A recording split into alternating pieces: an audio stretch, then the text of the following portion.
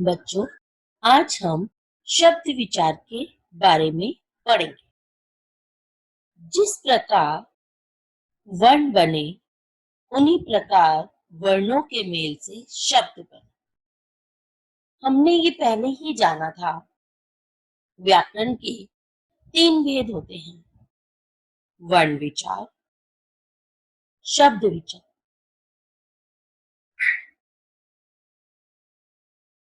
वर्ण विचार, शब्द विचार, वाक्य विचार। आज हम पढ़ेंगे शब्द विचार। आइए जानते हैं क्या होते हैं ये शब्द विचार।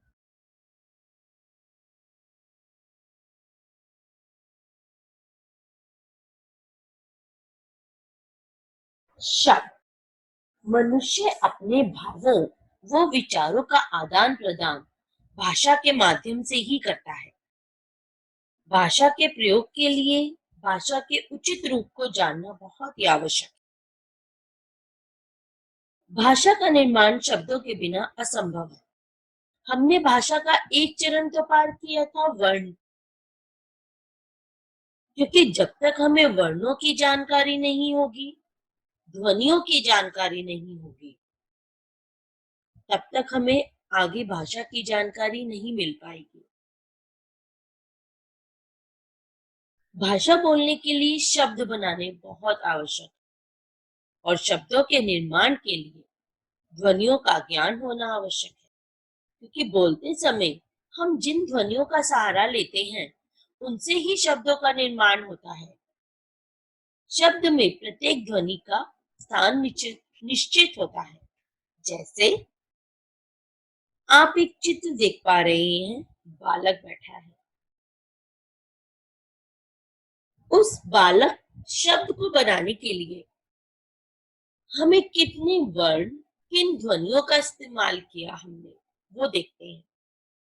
ब, आ, ल, अ, क, अ, बालक। जब हमने बालक शब्द का निर्माण करके उसका उच्चारण किया, तो हमें एक एक वर्ण में अलग अलग ध्वनि पाई गई। ऐसे ही दूसरा चित्र पुस्तक का है। हम देखें, प, उ, स, त, अ, क, अ, पुस्तक। उपयुक्त दोनों शब्दों में ही कुछ विशेषताएं सामने आती हैं और वो है ध्वनियां, अर्थात ध्वनियों के व्यवस्थित एवं सार्थक समूह को ही शब्द कहते हैं और इन्हीं से शब्द बनते हैं। अगर हम इन्हें आगे पीछे कर दें तो हमारा शब्द अशुद्ध हो जाएगा। कैसे? आइए देखते हैं। वृक्ष, घर, गांव, सूर्य, ये सब शब्द सार्थक है। इन्हें पढ़ते ही हमारे मस्तिष्क में इनकी तस्वीर उभर आती है। अगर ये शब्द हम हेर फेर कर दें, आगे पीछे कर दें, तो इन शब्दों का अर्थ ही बदल जाएगा और ये निरर्थक शब्द कहलाएंगे। अर्थात शब्द तभी बनते हैं जब वर्णों का सार्थक समूह हो।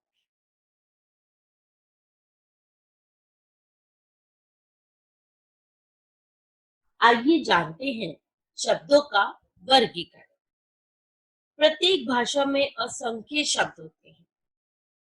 समय परिवर्तन के साथ इनमें नित नए शब्द जुड़ते रहते हैं। शब्दों का वर्गीकरण निम्नलिखित आधारों पे किया जाता है: उत्पत्ति के आधार पर, रचना के आधार पर, अर्थ के आधार पर और प्रयोग के आधार पर। आइए इनके बारे में विस्तार से जानते हैं। उत्पत्ति के आधार पर शब्दों के भेद। जब छात्र कोई भी पुस्तक या शब्दकोश पढ़ते होंगे तो मन में उठने वाला स्वाभाविक प्रश्न यह होता होगा कि इतने शब्द आखिर आए कहाँ से। क्या ये शब्द केवल भारतीय भाषाओं से जुड़े हैं या विदेशी भाषाओं से। इस बात का ज्ञान प्राप्त करने के लिए हमें शब्दों की उत्पत्ति या स्रोत को जानना आवश्यक है। अर्थात हमें ये जानना आवश्यक है कि शब्दों का निर्माण आखिर हुआ कहाँ से, वो उत्पन्न कहाँ से हुए हैं।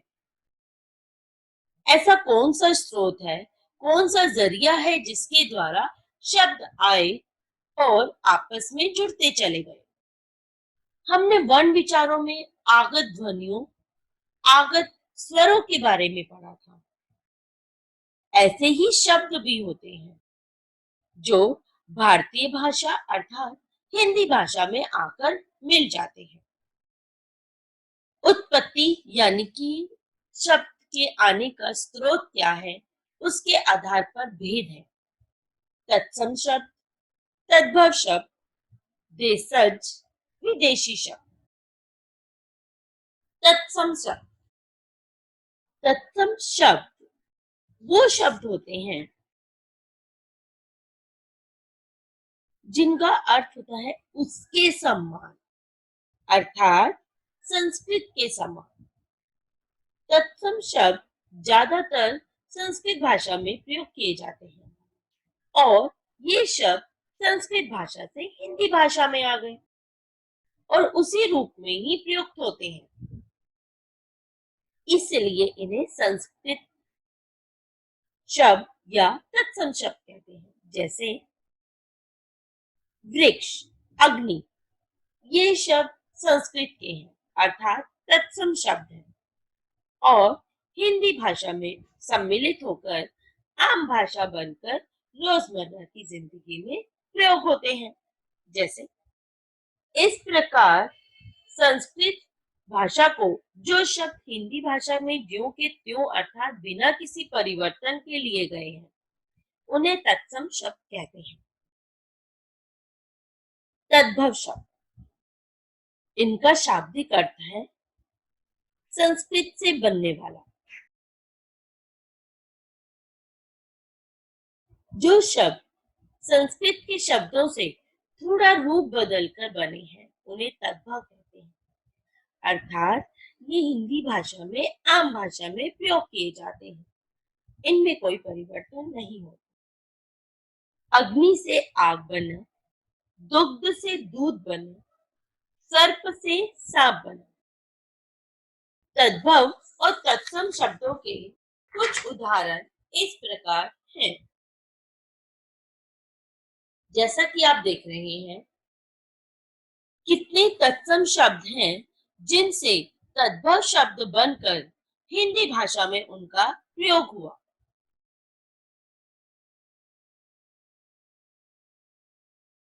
देशज शब्द यानी कि वो शब्द जो पूर्णतः ग्रामीण लोगों के यहाँ पर बोले जाते हैं और उसी प्रकार वो हिंदी भाषा के अंग बन गए हैं।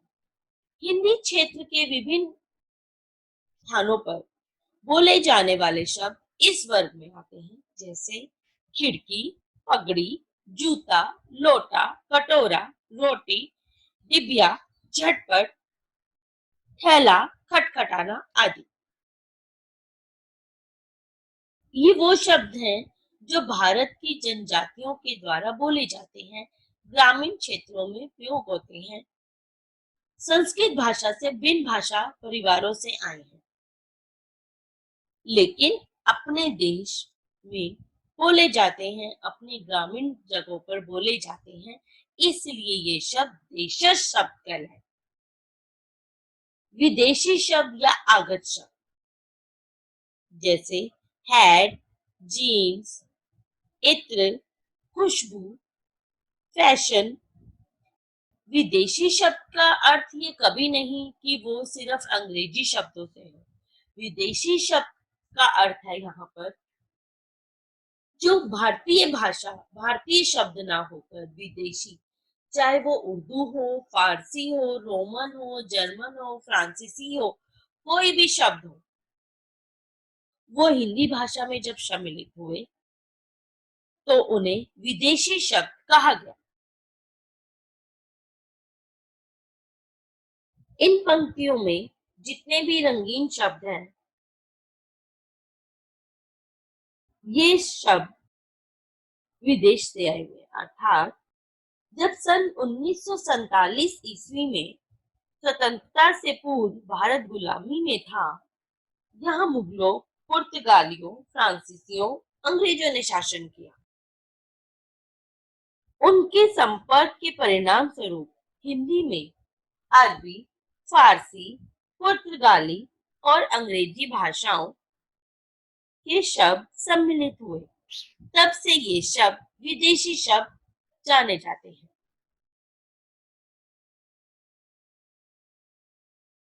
निम्नलिखित प्रवाह चित्र में देखा गया है अंग्रेजी, चीनी, फारसी, अरबी, पुर्तगाली, फ्रेंच। ये वो शब्द हैं जिनको हम हिंदी शब्द समझकर आज तक बोलते आए हैं, और हमें ये कभी लगा ही नहीं कि ये शब्द हिंदी भाषा के ना होकर दूसरी भा, दूसरी जगहों से, दूसरी भाषाओं से आकर सम्मिलित हुए हैं। मगर रोज बोलते बोलते ये ऐसे शब्द हो गए हैं, ये हिंदी पारिवारिक शब्द ही बन गए हैं।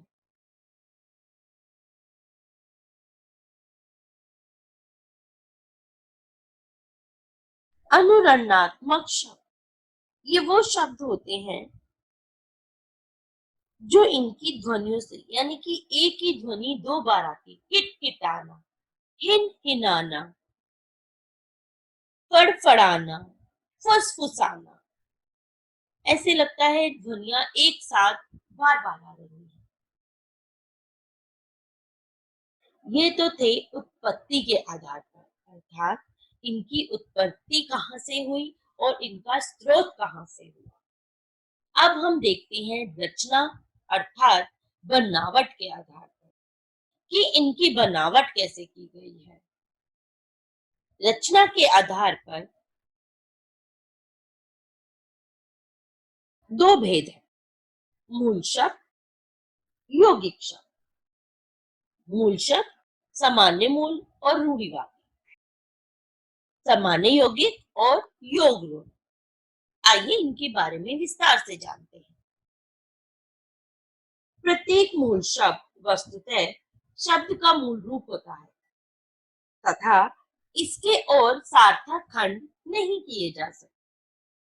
इनका एक निश्चित अर्थ होता है, यानी कि जिस प्रकार वर्णों की इकाई में जब तो सबसे छोटी ध्वनि कहलाई जाती है, उसका और कोई खंड नहीं किया जाता और वो वर्ण का एक अर्थ होता है, इसी प्रकार शब्दों के खंड करने पर भी जहां शब्द का और खंड ना किया जाए और जो शब्द उत्पत्तित हो उसी शब्द का एक मूल अर्थ हो, तो उसे मूल शब्द कहते हैं। जैसे मेज, कुर्सी, मकान, पंखा, आम, केला, कमीज आदि।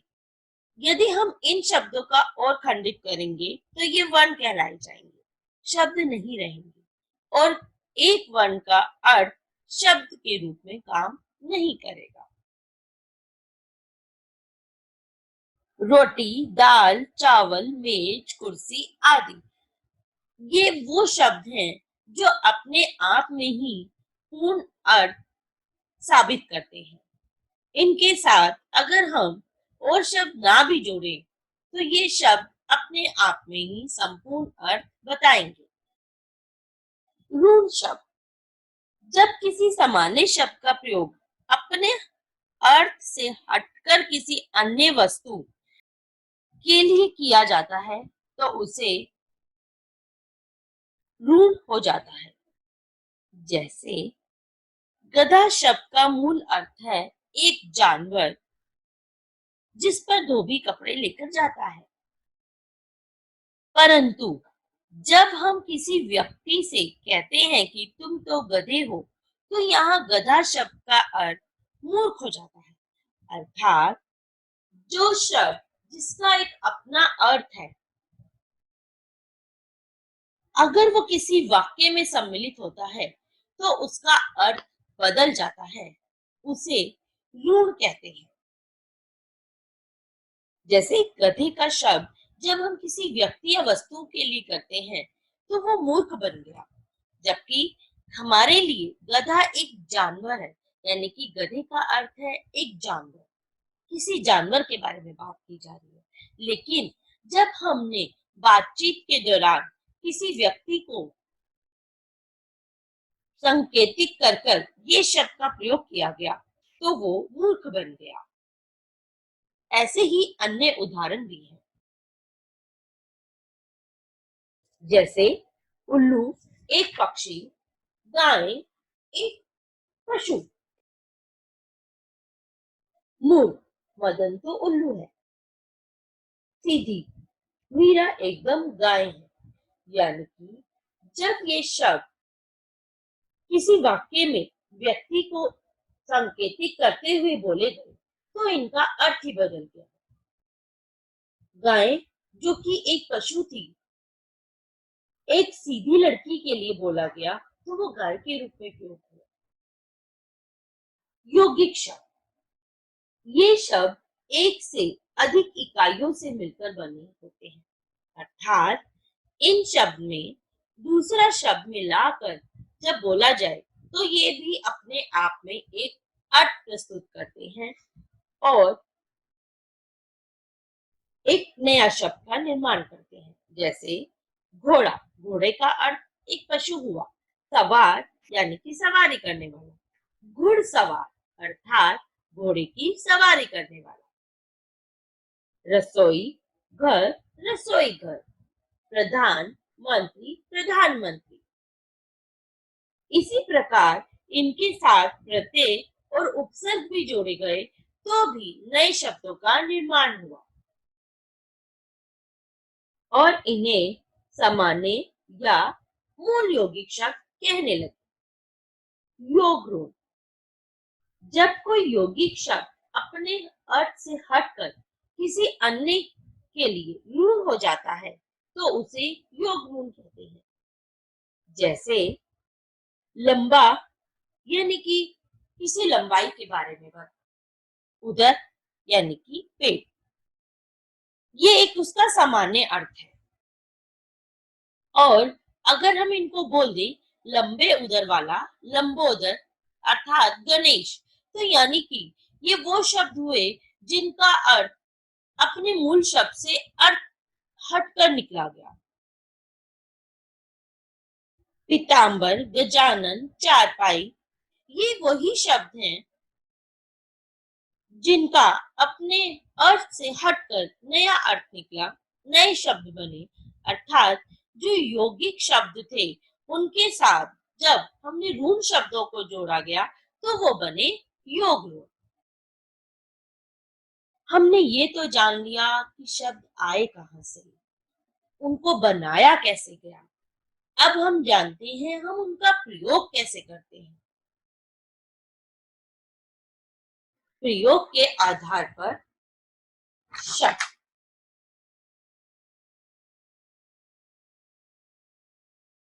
हम इन शब्दों का प्रयोग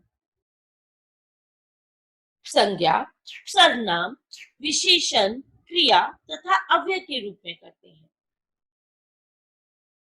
और जहां ये शब्द इन सब में सम्मिलित होते हैं ये बन जाते हैं विकारी शब्द। परंतु अव्यय शब्दों के वाक्य में प्रयुक्त होने पर भी इनके रूप में कोई परिवर्तन नहीं होता, उन्हें अविकारी कहते हैं। अर्थात जब संज्ञा, सर्वनाम, विशेषण वो क्रिया शब्द वाक्य में बदल आते हैं तो इनके अर्थ उनके रूप से बदल जाते हैं। और अविकारी शब्द जिनमें कोई बदलाव ही नहीं आता वो अविकारी शब्द कहलाते हैं। जैसे संज्ञा, सर्वनाम, विशेषण और क्रिया, यानी कि लड़का, बच्चा, कुत्ता, मेज, वह, मैं, तुम, आप अच्छा, बुरा, छोटा, सुंदर, जाना, पढ़ना, लिखना, करना, ये वो शब्द हैं। जब हम इनको वाक्य में डालते हैं तो ये लिंग, वचन और कारक के अनुसार बदल जाते हैं। और अधिकारी शब्द जो आते हैं क्रिया विशेषण, संबंध बोधक, समुच्चय बोधक, विस्मयादि बोधक, निपात, इनका वाक्यों में सम्मिलित होने पर कोई परिवर्तन नहीं होता। ये यथासंभव वैसे ही रहते हैं जैसे इनका अर्थ है। जिस प्रवाह चित्र के अनुसार बताया गया है, अविकारी शब्द और विकारी शब्द। ये तो हुआ कि हमने शब्दों का प्रयोग कैसे किया। अब इनके अर्थ कैसे निकालें? किस शब्द का क्या अर्थ है, ये कैसे जानें? तो आइए हम जानते हैं अर्थ के आधार पर शब्दों का भेद। अर्थ के आधार पर शब्दों को निम्नलिखित भागों में बांटा गया है: एकार्थी, अनेकार्थी, पर्यायवाची, विलोम। एकार्थी, जैसे कि नाम से ही पता चलता है, ऐसे शब्द जिनका मुख्य रूप से एक ही अर्थ होता है उन्हें एकार्थी कहते हैं, जैसे मित्र, निंदा, पुस्तक। अनेकार्थी शब्द जिनका एक शब्द से अनेक अर्थ होते हैं उन्हें अनेकार्थी शब्द कहते हैं। और ये अर्थ भिन्न भिन्न जगहों पर भिन्न भिन्न प्रयोग के आधार पर अलग अलग अर्थ बताते हैं। जैसे उत्तर का अर्थ दिशा भी है और उत्तर का अर्थ जवाब भी है। कल का अर्थ आने वाला कल भी है और कल का अर्थ बीता हुआ भी है और कल को मशीन भी कहते हैं। अर्थात जब एक शब्द के अलग अलग अर्थ, उन्हें अनेकार्थी कहते हैं। और जबकि पर्यायवाची शब्द वो होते हैं जिनके अर्थ एक समान होते हैं। घर, गृह, सदन, भवन, चाहे हम उनको किसी भी रूप में बोले, उनका अर्थ एक ही होगा। और अनेकार्थी में एक शब्द के अनेक अर्थ होंगे। हमेशा छात्र अनेकार्थी और पर्यायवाची को एक समान मानते हैं, जबकि उन दोनों में बहुत अंतर है। विलोम शब्द, ऐसे शब्द जो एक दूसरे के विलोम या विपरीत में प्रस्तुत होते हैं। दिन, रात, शत्रु, मित्र, जीवन, मरण, सुगंध, दुर्गंध। इन सब के बारे में विस्तार पूर्वक हम आगे के पाठों में अवश्य पढ़ेंगे। आइए जानते हैं हमने पूरे पाठ में क्या क्या ग्रहण किया। वर्णों के सार्थक समूह को शब्द कहते हैं। शब्द जब वाक्य में प्रयुक्त होते हैं तो वे पद कहलाते हैं। शब्दों को मुख्यतः चार भागों में बांटा जाता है। रचना के आधार पर शब्दों के दो भेद कहलाते हैं: तत्सम, तद्भव, देशज और विदेशी शब्द उत्पत्ति के आधार पर कहलाए जाते हैं। पर्यायवाची, एकार्थी, अनेकार्थी, विलोम शब्द अर्थ बताते हैं। शब्दों का प्रयोग किस प्रकार करना है, ये विकारी और अविकारी बताते हैं। वाक्यों में शब्दों के क्रम को ध्यान में रखना आवश्यक है, अन्यथा वाक्य का अर्थ बदल जाएगा। ये कैसे होगा, ये हम आगे के पाठों में जानते हैं। धन्यवाद।